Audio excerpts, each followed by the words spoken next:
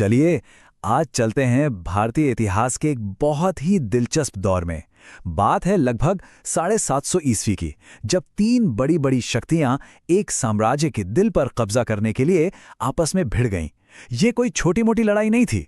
ये एक ऐसी जबरदस्त टक्कर थी जिसने आने वाली कई सदियों तक भारत की कहानी को एक नया मोड़ दिया।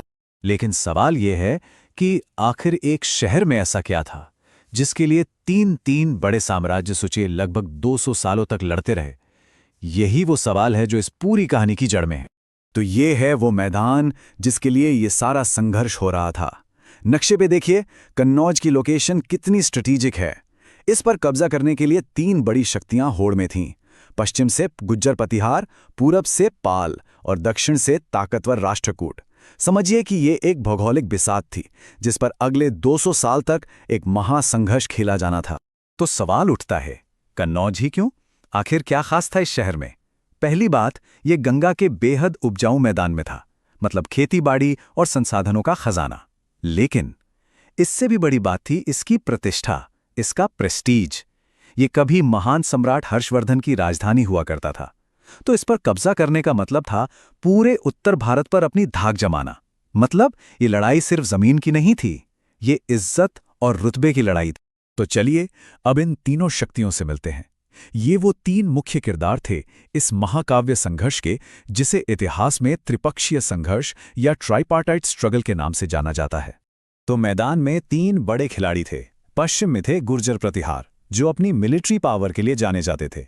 पूरब में यानी बंगाल और बिहार में थे पाल, जो कल्चर और नॉलेज को बहुत बढ़ावा देते थे। और फिर थे दक्षिण के दक्कन से राष्ट्रकूट, एक बहुत बड़ा एम्पायर जो अब उत्तर की तरफ देख रहा था। और इन तीनों की नजर एक ही नाम पर टिकी थी, कन्नौज।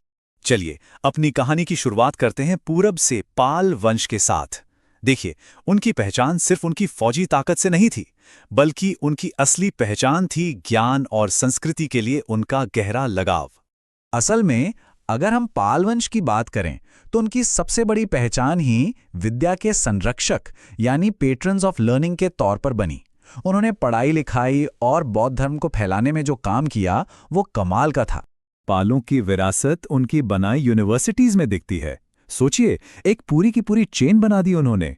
शुरुआत हुई फाउंडर गोपाल के ओदंतपुरी विश्वविद्यालय से, फिर उनके बाद आए धर्मपाल, जिन्होंने विक्रमशिला और सोमपुरी की स्थापना की। इतना ही नहीं, उन्होंने पुरानी नालंदा यूनिवर्सिटी को भी एक नई जिंदगी दी। और ये सिलसिला आगे भी चला। राजा रामपाल ने जगदल यूनिवर्सिटी की नींव रखी। मतलब उन्होंने ज्ञान के सेंटर्स का एक जबरदस्त नेटवर्क खड़ा कर दिया था। पालों का कल्चरल इम्पैक्ट भी बहुत गहरा था। वे भारत में बौद्ध धर्म के आखिरी बड़े सपोर्टर्स में से थे। पर ऐसा नहीं था कि वो दूसरे धर्मों को नहीं मानते थे, वो काफी टॉलरेंट थे। उन्हीं के दौर में बंगाली भाषा ने भी आकार लेना शुरू किया। संस्कृत लिटरेचर में उन्होंने एक नया स्टाइल शुरू किया, गौड़ी रीति। और हाँ, संध्याकर नंदी की रामचरित का जिक्र तो करना ही पड़ेगा। क्या कमाल की किताब है। इसके हर श्लोक के दो दो मतलब निकलते हैं। एक मतलब रामायण की कहानी बताता है तो दूसरा राजा रामपाल की। सोचिए जरा। तो ये तो थे पाल। अब रुख करते हैं पश्चिम की ओर और मिलते हैं दूसरे बड़े दावेदार गुर्जर प्रतिहारों से।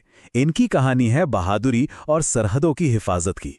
गुर्जर प्रतिहारों ने खुद को भारत की पश्चिमी सरहदों का गार्डियन बना लिया था। उनकी पहचान एक ऐसी जबरदस्त फौजी ताकत के रूप में बनी जिसे हराना बहुत मुश्किल था। इनकी ओरिजिन स्टोरी भी बहुत अलग है। ये खुद को अग्निकुल का मानते थे।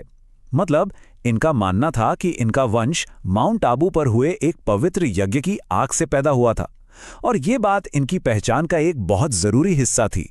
पर उनकी सबसे बड़ी अचीवमेंट थी भारत की सरहदों को बचाना।